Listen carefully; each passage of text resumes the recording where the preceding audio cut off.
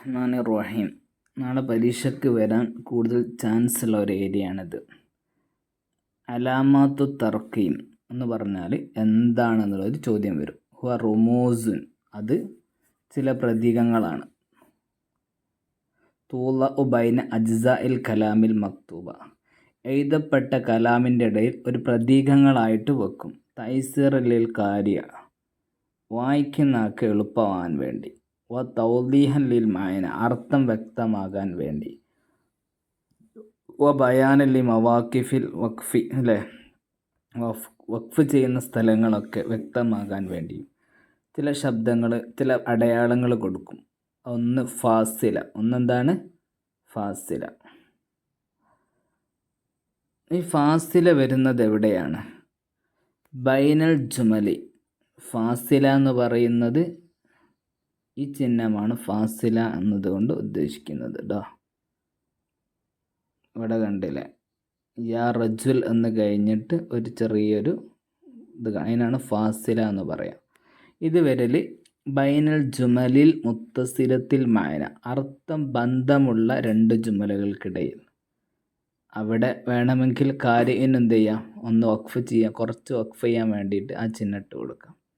രണ്ടാമത് ഫാസില വരുന്ന രണ്ടാമത്തെ സ്ഥലം ബഅദൽ മുനാദ, മുനാദക്ക് ശേഷം യാ റജുൽ എന്ന് കഴിഞ്ഞിട്ട് അവിടെ വരും. മൂന്നാമത്തത് ജവാബിൻ്റെ അർഫിന് ശേഷം, അഥവാ ഹൽ, നീ പഠിക്കുന്നുണ്ടോ എന്ന് ചോദിക്കുക. അപ്പോൾ നഅം, അതേ എന്ന് പറഞ്ഞിട്ട് ഒരു ഫാസിലയുടെ ചിഹ്നം ഇടുക. പിന്നെ അനാത്തല്ല, ഞാൻ പഠിക്കുന്നുണ്ട്. ഇല്ല എന്നൊരു ഉത്തരമാണ് ജവാബ് എന്ന് പറഞ്ഞാൽ ഉണ്ട്, ഇല്ല. നഅം, ഇല്ല എന്ന് കഴിഞ്ഞിട്ട് ആ ചിഹ്നം ഇട്ട് കൊടുക്കാവുന്നതാണ്. ഇനി മൂന്നാമത്തത് ഷർത്തിൻ്റെ രണ്ട് ജുംലകൾക്കിടയിൽ. ഇൻ അഖ്ലസ്ത ഫി അമലിക, നിൻ്റെ അമലിൽ നീ ഇഖ്ലാസ് കാണിച്ചാൽ. ഇത് ഷർത്തിൻ്റെ ഒരു ജുംലാണ്, ഇഫ് കണ്ടീഷൻ. നീ അങ്ങനെ ഇഖ്ലാസ് ഉള്ളവനായാൽ, അപ്പോൾ അവിടെ ഫാസിലൻ്റെ ചിഹ്നം ഇട്ടെടുക്കുക. പിന്നെ ഫഖദ് അഫ്ലഹത, നീ വിജയിച്ചിരിക്കുന്നു. അപ്പം ഇങ്ങനെ 3 സ്ഥലങ്ങൾ, 4 സ്ഥലങ്ങളിൽ ഫാസില വരും. ഇതിങ്ങനെ തന്നെ പഠിക്കട്ടോ. ഫാസിലത്ത് മങ്കൂത്ത, മങ്കൂത്തായ ഫാസില വരുന്ന സ്ഥലം തക്കൂന് ബൈനൽ ജുംലത്തേനി, രണ്ട് ജുംലകൾക്കിടയിൽ വരും. തക്കൂനു, അത് ഇഹ്ദാഹുമ, രണ്ടിലൊരു ജുംല രണ്ടാമത്തെ ജുംലക്ക് കാരണമാണ്. ഒന്നുണ്ടായാലേ മറ്റതുണ്ടാവും. അല്ലെങ്കിൽ അവൻ ഇഹ്ദാഹുമ, രണ്ടിലൊന്ന് നതീജത്തുൽ ഉഖറ, മറ്റൊന്നിൻ്റെ നതീജയാണ്. ഇതുണ്ടായാൽ അങ്ങനെ സംഭവിക്കും. അതിൻ്റെ നതീജ എന്ന് പറഞ്ഞാൽ അതിൻ്റെ എന്താ പറയുക, ഫലം. ഉദാഹരണം പറ, ലാ തുദ്ലിം, നീ ആക്രമിക്കരുത്. അപ്പോൾ ദുലുമാത്ത്, അക്രമം എന്ന് പറയുന്നത് ഖിയാമത്ത് നാളിൽ നിനക്ക് വലിയ അദാബ് ലഭിക്കാൻ കാരണം. അപ്പോൾ ലാ തുദ്ലിം, ഈ ഇവിടെയുള്ള ഒന്നാമത്തെ സെൻറ്റൻസ്, നീ ആക്രമിക്കരുത്. ആക്രമിച്ചാലോ നാളെ ആഖിറത്തിൽ ഖിയാമത്ത് നാളിൽ നിനക്ക് അക്രമം ലഭിക്കാൻ കാരണം. ആദ്യത്തെ ജുംല രണ്ടാമത്തെ ജുംല സംഭവിക്കാനുള്ള കാരണമാണ്, അല്ലേ? അല്ലെങ്കിൽ ഇതിനൊക്കെയുള്ള ഒരു നതീജയാണ്. ഇതുണ്ടായത് കൊണ്ടാണ്, നീ ആക്രമിച്ചത് കൊണ്ടാണ് നാളെ ആഖിറത്തിൽ എന്ത് ചെയ്യുന്നത്, ശിക്ഷ ലഭിക്കുന്നത്. അത്തരം സ്ഥലങ്ങളിലും എന്ത് കൊടുക്കാം? അതെ, ഈ ഫാസിലത്ത് മങ്കൂത്തയുടെ ചിഹ്നം കൊടുക്കാവുന്നതാണ്. തിരിഞ്ഞോ? അടുത്തത് നുക്തത്തു റൈസാനി, ഈ 2 പുള്ളിക്കുത്തികൾ, നുക്തത്താനി റൈസത്താനി. അത് കൊടുക്കൽ കാല എന്ന വാക്കിന് ശേഷം, അല്ലെങ്കിൽ കാലയുടെ പോലത്തെ സഅലാന്നോ ബയ്യനാന്നോ, അങ്ങനെ കാല പറഞ്ഞു, വിശദീകരിച്ചു, ഇങ്ങനെ കാലയുടെ അർത്ഥത്തിലുള്ള വാക്കിന് ശേഷം 2 പുള്ളിക്കുത്ത് ഇടണം. ഇതിന് നുക്തത്താനി റഇസിയത്താനി എന്നാണ് പറയാം. ഖാലൽ ഇമാമുൽ മസ്ജിദി, പള്ളിയിലെ ഇമാമ് പറഞ്ഞു, എന്നിട്ട് 2 പുള്ളിക്കുത്ത്. ഞാൻ നുക്തത്താനി റഇസിയത്താനി എന്നാ പറയാം. ഓക്കെ. പിന്നെ കൊടുക്കുന്നത് ഒരു കലാമ് വിശദീകരിക്കുന്നതിന് മുമ്പ് അഷജറത്തു, മരം, ഈ മരത്തിനെ പറ്റി വിശദീകരിക്കുകയാണ്. 2 പുള്ളിക്കുത്തിടുക. ഡൗറാക്കുൻ, അതിന് കുറേ ഇലകളുണ്ട്. വ ഔസാനുൻ, കൊമ്പുകളുണ്ട്. വ ഔസാക്കുൻ, തണ്ടുകളുണ്ട്. ഇനി തൻസീസിൻ്റെ അടയാളം, അലാമാത്ത തൻസീസിൻ്റെ 2 അടയാളങ്ങൾ. ഇങ്ങനെ 2 ചിഹ്നം ഇത് യക്കൂന ബൈനഹുമൽ കലാമുൽ മങ്കൂലി. നമ്മൾ ചെയ്യാണ് ഇത് ഒരു ഖുർആനിൽ നിന്നോ ഒരു മാറ്റം കൂടാതെ ഖുർആനിൽ നിന്നോ ഹദീസിൽ നിന്നോ ഇങ്ങോട്ട് കലാമിനെ ഇക്തിബാസ് അടർത്തിയെടുക്കുക, നക്കില് ചെയ്യുക, നീക്കം ചെയ്യുക. നമ്മളിങ്ങനെ പ്രസംഗിക്കുന്നതിൽ ഇതിൻ്റെ ഇടയിൽ ഒരു ആയത്ത് കൊണ്ടുവരിക. അപ്പോൾ ആക്കാർ അള്ളാഹു താല പറഞ്ഞു വഖദ് ഖാബ എന്നുകൊണ്ട് ആ ആയത്ത് തുടങ്ങുമ്പോഴും ഖുർആൻ അതേപോലെ ഒരു മാറ്റവും ഇല്ലാതെ എടുത്താൽ അവിടെ എന്ത് ചെയ്യുക, ഇങ്ങനെ 2 ചിഹ്നം ഇട്ട് കൊടുക്കുക. ഞാൻ നുക്തത്ത് പോയിൻ്റ് നിഹായത്ത് കൊല്ലി ഫിക്ര, എല്ലാ പാരഗ്രാഫിൻ്റെ അവസാനത്തിൽ എന്ത് ചെയ്യണം, ഒരു നുക്ത ഇട്ട് കൊടുക്കണം. പിന്നെ നിഹായത്തുൽ കലാമ് കൊല്ലുക, സംസാരം കലാമ് തീരുന്ന സെൻറ്റൻസ് തീരുന്ന സ്ഥലത്തൊക്കെ പുള്ളി കുത്തിടാം. പിന്നെ ഇന്ത തമാമിൽ മാന ദാഹിലിൽ ഫിക്ര, ഒരു പാരഗ്രാഫിൻ്റെ ഉള്ളിൽ തന്നെ ആശയം പൂർത്തിയാവുകയാണ്, അവിടെയും കൊടുക്കാൻ പറ്റും. ഓക്കെ.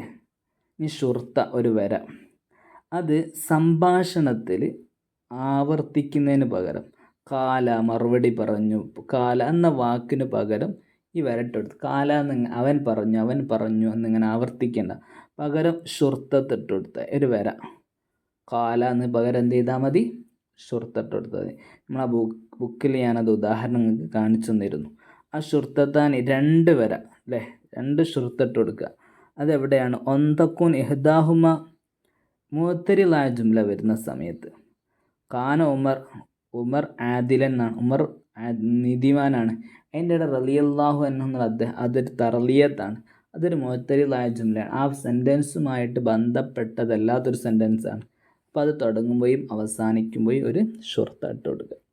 ഇനി അലാമത്തുൽ ഇസ്തിഫ്ഹാമി, ചോദ്യത്തിൻ്റെ ചിഹ്നം, അത് ചോദ്യങ്ങൾക്ക് ശേഷമാണ്, അത് പിന്നെ പറയേണ്ടതില്ല. ഇനി ബ്രാക്കറ്റ്, അത് നമ്മൾ എപ്പോഴും ചെയ്യുന്നതാണ്. കലാം മുഫസ്സിർ ലിമാക്ക, കലാമ് ഒരു സംസാരം അല്ലെ മുമ്പുള്ളതിനെ വിശദീകരിക്കാൻ വേണ്ടിയിട്ട് ബ്രാക്കറ്റ് ഇട്ട് കൊടുക്കും.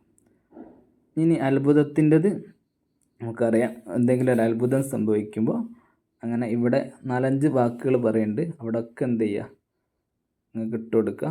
ഒരാളെ മദ്ഹ് ചെയ്യുമ്പോൾ, ആക്ഷേപിക്കുമ്പോഴും, തമന്ന ആരാഗ്രഹം കൊതിക്കുമ്പോഴും, തർജി അല്ലെ തമന്ന എന്ന് പറഞ്ഞാൽ ഒരിക്കലും നടക്കാത്ത കാര്യം കൊതിക്കുക അല്ലെ, ലൈത്തല്ലദീ മല്ലാ യഊദു, കഴിഞ്ഞ കാലമൊക്കെ തിരിച്ചു വന്നിരുന്നെങ്കിൽ, അവിടെയൊക്കെ ഈ ഒരു എന്ത് ചെയ്യുക, അത്ഭുതത്തിൻ്റെ അല്ല ഇംഗ്ലീഷിൽ പറയല്ലേ, ഒരു താജുബിൻ്റെ സിയ, അത്ഭുതത്തിൻ്റെ എക്സാമേറ്ററി ചിഹ്നം എന്ന് പറയല്ലേ, അത് ഇവിടെയൊക്കെ ഇട്ട് കൊടുക്കാൻ പറ്റും.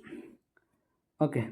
ഇനി അലാമാത്തുൽ ഹദഫി 11ാമത്തത് കളയപ്പെടുന്ന ചിഹ്നം അല്ലേ, 3 പുള്ളിക്കുത്ത്, അതെവിടെ ഇട്ട് കൊടുക്കുക, മുമ്പുള്ള സെൻറ്റൻസിൽ നിന്ന് എന്ത് ചെയ്യും, നമുക്ക് ഇവിടെ എന്തോ കളഞ്ഞണെന്ന് മനസ്സിലായിട്ടുണ്ടെങ്കിൽ ഒരു 3 പുള്ളിക്കുത്തിട്ട് കൊടുക്കുക.